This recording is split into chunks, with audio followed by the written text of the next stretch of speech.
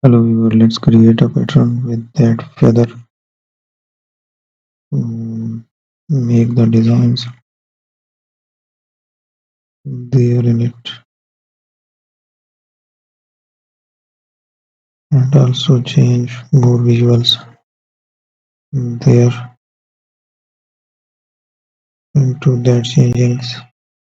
We will have more shapes cover up vertically.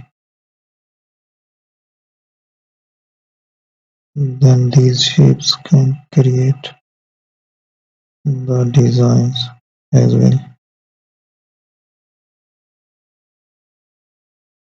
Now we will have these designs in this way. So we will use the other one, making a column.